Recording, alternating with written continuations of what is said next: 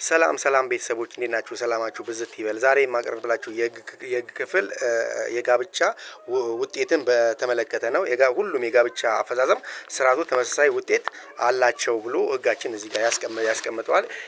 ሁሉም የጋብቻ ስንል እነማናቸው? አንደኛ በህግ የተደረገ የጋብቻ አይነት ነው። ሁለተኛ በባህል የተደረገ የጋብቻ ነው። ሶስተኛው በሃይማኖት ማለት ነው። እነዚህ ሶስቱም የጋብቻ ስርዓቶች በህግ ተቀባይነት ያላቸው ናቸው ማለት ነው። እኩል ግራውንድ የህግ ግራውንድ አላቸው ማለት ነው። ሌላው የጋብቻ ውልን በተመለከተ ነው። የጋብቻ ውልን በተመለከተ ተጋቢዎቹ ጋብቻቸውን ንብረታቸውን በተመለከተ በተጋቢዎች መካከል ላይ ጋብቻ ከመፈጸማቸው በፊት ንብረት ያፈሩት ንብረት ሊኖር ስለሚችል ምንም ብሎ ያስቀምጠዋል። በውል መታሰር መቻል አለበት ማለት ነው። ይሄም ደግሞ ምንድነው? አንደኛ በውል መታሰር የሚችልባቸው ጊዜያቶች በምን አይነት ሁኔታ ላይ ነው የሚለውን ነገር ላይ ስንመለከት አንደኛ ጋብቻ ከመፈጸማቸው በፊት ወይም ደግሞ እጅግ ቢዘገይ ጋብቻ በሚፈጽሙበት እለት ስለ ንብረት ያንን ማስቀመጥ መቻል አለባቸው። በውል ባያስሩትስ ከጋብቻ በፊት ያፈሩት ንብረት ኑሮ በውል ባይታሰርና እንትን ባይል የንብረታቸው የጋራ ሀብት ሆኖ ሊቆጠር ይችላል ማለት ነው። እዚህ ጋር ጥንቃቄ ያስፈልገዋል ማለት ነው። የተጋቢዎቹ ችሎታ ማጣትስ ምን ይላል? በፍርድ የተከለከለ ሰው የሚያደርገውን የጋብቻ ውል ራሱ ካልፈጸመውና ፍርድ ቤት ካላጸደቀው በስተቀር ውጤት አይኖረውም ማለት ነው። ይሄ ማለት ምን ማለት ነው? ይሄ ጁዲሻል ኢንትሪዲክተር ፐርሰን የምንለው አንደኛ የራሱ ፍቃድ ሊኖርበት ይችላል፣ መኖር አለበት። ሁለተኛው ደግሞ ፍርድ ቤት ካላጸደቀለት የህግ ግራውንድ አይኖረውም። ፍርድ ቤት ግን ካጸደቀለት የህግ ግራውንድ አለው ማለት ነው። በህግ የተከለከለ ሰው የጋብቻ ውል መዋዋል በተመለከተ ችሎታ እንዳለው ይቆጠራል ማለት ነው። የውል ፎርምን በተመለከተ የጋብቻ ውል በጽሁፍ ካልተደረገና 4 ምስክሮች 2 በባል ወገን 2 በሚስት ወገን የፈረሙበት ካልሆነ በስተቀር ውጤት አይኖረውም ማለት ነው። አንድ ጋብቻን ሊያጸኑት ወይም ደግሞ ውጤት እንዲኖረው ከተፈለገ አንደኛ በባል በኩል 2 ምስክር፣ በሚስት በኩል 2 ምስክር፣ ሲቀጥል ደግሞ በጽሁፍ መሆን መቻል አለበት ማለት ነው። ይሄ ከተደረገ በህግ ተቀባይነት አለው። ያ ካልተደረገ ግን ህጉ ተቀባይነት አያረገውም ማለት ነው። የውል ሰነድ ስለሚቀመጥበት ቦታ ነው። እዚህ ጋር አንድ የጋብቻ ውል የተፈጸመበት ሰነድ የሚቀመጥበት ቦታ አለ። አንደኛ ሊቀመጥ የሚችልባቸው በፍርድ ቤት ወይም ደግሞ በክብር መዝገቡ ጋብቻ ሲፈጽሙ ያፈራረሟቸው አካላቶች ጋር እንደዛ ሊያስቀምጡ ይችላሉ ማለት ነው። ውል ለመዋዋል ስላለው የነጻነት ወሰን ማለት ነው። ሌላኛው ሐሳብ ምንድነው ብሎ የሚያስቀምጥልን ውል ስለመዋዋል ስላለው የነጻነት ወሰን ተጋቢዎች በጋብቻቸው ውል ውስጥ በሌሎች ሶስተኛ ወገኖች ላይ ግዴታ የሚያስከትሉ ስምምነቶችን ማድረግ አይኖርባቸውም ማለት ነው። እዚህ ጋር አንቀጽ 46 ምን ብሎ ነው የሚያስቀምጠው? ጋብቻ ሲፈጽሙ በሌሎች ሶስተኛ ወገኖች ላይ ግዴታ የሚጥል ከሆነ ህጉ ተቀባይነት አያደርግላቸውም ማለት ነው። ስለዚህ እዚህ ጋር ያለውን ነገር ላይ ሌላ ሶስተኛ ወገን ላይ ማድረግ አይችሉም ማለት ነው። ሌላኛው ንዑስ አንቀጽ 2 ደግሞ ምንድነው? እንዲሁም ተጋቢዎቹ ባህልን ወይም ሃይማኖትን ወይም የአንድ ሀገር ህግ በጥቅል በመጥቀስ ብቻ ተስማምተናል በማለት የሚያደርጉት የጋብቻ ውል ውጤት አይኖረውም ማለት ነው። ተጋብተናልና የአንድን ሀገር ያለውን ነገር ላይ እንትን ብለው የዚህን ሀገር ብለው ያለን ነገር በጥቅል ሊያስቀምጡ እንደሆነ ያ ጋብቻ ተቀባይነት አይኖረውም ማለት በጥቅል ሆነ የዛ ሀገርን ህግ ጠቅሰው ህጉ ይሄን ይላል ብለው መዘርዘር መቻል አለበት ማለት ነው። የጋብቻ ውልን ስለማሻሻል የጋብቻ ውል እንዴት ይሻሻላል የሚለውን ነገር ላይ እዚህ ጋር ደግሞ ህጉ አንቀጽ 47 በግልጽ እዚህ ጋር ያስቀምጠዋል ማለት ነው። የጋብቻ ውል እንዲሻሻል የቤተሰብ ጥቅም የሚጠይቅ ሲሆንና ተጋቢዎቹ ሲስማሙ ውሉን በማሻሻል ፍርድ ቤት እንዲያጸድቅላቸው መጠየቅ ይችላሉ ማለት ነው። የሚጠቅም ከሆነ ከዚህ በፊት ያላስገቡት የውል ነገር ካለ ለቤተሰቡ ይጠቅማል ተብሎ የታሰበና በእንደዚህ አይነት ሁኔታ እንትን ካለ ያ ውል ሊሻሻል ይችላል ማለት ነው። ሌላው የህግ ተፈጻሚነት ነው።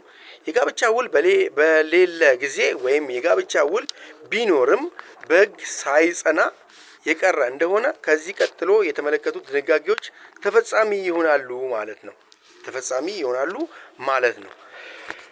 ጋብቻን በተጋቢዎች ግላዊ ግንኙነት ላይ ስለሚኖረው ውጤት ማለት ነው። ሌላኛው ክፍል ምንድነው? ጋብቻ በተጋቢዎች ግላዊ ግንኙነት ላይ ስለሚኖረው ውጤት ማለት ነው። መከባበር፣ መተጋገዝና መደጋገፍ። አንቀጽ 49 ምን ብሎ ያስቀምጣል? መከባበር፣ መተጋገዝ፣ መደጋገፍ። ባልና ሚስት እርስ በርሳቸው መከባበር፣ መተጋገዝ፣ መደጋገፍ አለባቸው ማለት ነው። ባልና ሚስት መከባበር፣ መተጋገዝ፣ መደጋገፍ አለባቸው። በጋብቻው ውል ውስጥ ይህንን የሚቃረን ስምምነት ማድረግ አይችሉም ማለት ነው። ስምምነት ያደረጉ እንደሆነስ ጋብቻው ተቀባይነት የለውም ማለት ነው። የቤተሰብ የጋራ አመራር በቤተሰብ አመራር ረገድ ባልና ሚስት እኩል መብት አላቸው። ባልና ሚስቱ በማናቸውም ረገድ የቤተሰቡን ደህንነት ጥቅም ለማስጠበቅ ልጆቻቸውን በመልካም ስነ ምግባር እንዲታነጹ ተገቢ ትምህርት እንዲቀስሙና ኃላፊነት የሚሰማቸው ዜጎች ሆነው እንዲያድጉ ለማድረግ መተባበር አለባቸው ማለት ነው። ባልና ሚስት እኩል መተጋገዝ አለባቸው በሌሎች ላይ ማለት ነው። ለልጆቻቸው ደህንነት፣ ለልጆቻቸው መልካም ዜጋ ለመሆን፣ ለልጆቻቸው የወደፊት ጥሩ ተስፋ እንዲኖራቸው ባልና ሚስት መተጋገዝ፣ መተባበር አለባቸው ማለት ነው። ከተጋቢዎቹ አንዱ ቤተሰቡን ለመምራት ስላለመቻል ማለት ነው። አንቀጽ 51 ምን ብሎ ያስቀምጣል? ከተጋቢዎቹ አንዱ ቤተሰቡን ለመምራት ስላለመቻል ከባልና ከሚስት አንደኛው ችሎታ ያጣ። ይህ ችሎታ ያጣ ስንል ምን ማለታችን ነው? ምናልባት የአእምሮ እክል ሊገጥመው ይችላል። ምናልባት በፍርድ ውሳኔ የተወሰነበት ሊሆን ይችላል። እንደዚህ በሚሆንበት ሰዓት ላይ ህጉ ይህን ነገር በግልጽ አርግቶ ይህን ነገር ያስቀምጣል ማለት ነው። የጠፋ ወይም ቤተሰቡን ጥሎ የሄደ ወይም ከመኖሪያ ስፍራው በመራቁ በመራቁ የሚለው ምናልባት ለስራም ሊሆን ይችላል። ይሄ ሰው ከመኖሪያ ስፍራው በመራቁ ሆነ በማናቸውም ሌላ ምክንያት ፍቃዱን ለመስጠት በማይችልበት ሁኔታ በሚገኝበት ጊዜ በአንቀጽ 50 የተመለከተው የቤተሰብ አመራር አንደኛው ተጋቢ ብቻውን ይፈጽማል ማለት ነው። ምክንያቱም አንደኛ ችሎታ ያጣ፣ ሁለተኛ የጠፋ፣ አካባቢውን ለቆ የሄደ እንደሆነ ከመኖሪያ ስፍራው በመራቁ እነዚህ በሚሆንበት ሰዓት ላይ ባልና ሚስት በአንዳቸው ላይ ይሄ ኃላፊነት ሊወርቅ ይችላል ማለት ነው። ባልና ሚስት በጋብቻ ውላቸው ውስጥ ይህንን የሚቃረን ስምምነት ማድረግ አይችሉም ማለት ነው። ባልና ሚስት ይህን ስምምነት የሚቃረን ሊያደርጉ አይችሉም ማለት ነው። ከጋብቻ በፊት ከሌላ ስለተወለደ ልጆች ማለት ነው። አንቀጽ 52 ምን ብሎ ያስቀምጣል? በተሻሻለው በቤተሰብ ህጋችን መሰረት ከጋብቻ በፊት ከሌላ ስለተወለዱ ልጆች ከባልና ከሚስት አንዱ ከጋብቻው በፊት ከሌላ የወለዳቸው ልጆች መልካም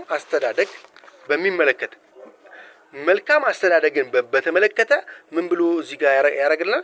በራሱ ሐሳብና መሪነት ማለት ነው። በራሱ ሐሳብና መሪነት የፈቀደውን ውሳኔ ለማድረግ ሙሉ መብት ይኖረዋል ማለት ነው። ከጋብቻ በፊት ነው የወለደው።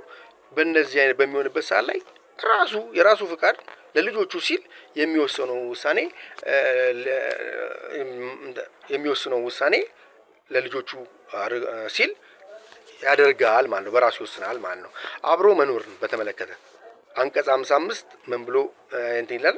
አብሮ ስለመኖር ባልና ሚስት አብረው እንዲኖሩ ይገደዳሉ ለጤናቸው አደገኛ ካልሆነ በስተቀር። ንዑስ አንቀጽ 2 ምንድነው? ለጤናቸው አደገኛ ካልሆነ በስተቀር ባልና ሚስት ከጋብቻ የሚጠበቀውን መደበኛ የሩካቤ ስጋ ግንኙነት መፈጸም አለባቸው ማለት ነው። ይሄ ምንድነው? መደበኛ የሩካቤ ግንኙነት መፈጸም አለባቸው። መደበኛ ካለ ኢመደበኛ ይኖራል ማለት ነው። ኢመደበኛ በህጋችን ላይ አላስፈላጊ የሆነ ድርጊት ሊደረግ አይገባም ማለት ነው። መደበኛውን የሩካቤ ግንኙነት ማድረግ ይሄ ህጉ ይፈቅዳል ማለት ነው። ይህን የሚቃረን ማናቸውም ስምምነት ውጤት አይኖረውም። ሌላው ምንድን ነው?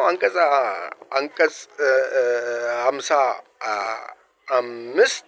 56 የመኖሪያ ስፍራን ስለመወሰን በስምምነት ተለያይቶ ስለመኖር እዚህ ጋር ምን ይላል? በዚህ ህግ አንቀጽ 53 ንዑስ አንቀጽ 1 የተመለከተውን ቢኖርም ባልና ሚስት ለተወሰነ ወይም ላልተወሰነ ጊዜ ተለያይተው ለመኖር መስማማት ይችላሉ። ስለዚህ ጉዳይ የተደነገገውን ስምምነት መለወጡ የማይገባ ካልሆነ በስተቀር ከሁለቱ ተጋቢዎች አንደኛው አስቦ ሊሰርዘው ይችላል ማለት ነው። ሌላ የመተማመን ግዴታ፣ ባል ለሚስት ሚስት ለባሏ ታማኝ የመሆን ግዴታ አለባቸው። አንቀጽ 56 ላይ ምን ብሎ ያስቀምጥልናል? የመተማመን ግዴታ ባል ለሚስት ሚስት ለባል የመተማመን ይኖርባቸዋል ብሎ ህጉ እዚህ ጋር ያስቀምጥልናል ማለት ነው። ለዛሬ ይህን ሀሳብ ነው እንትን ያልኩት። ተመልካቾቻችን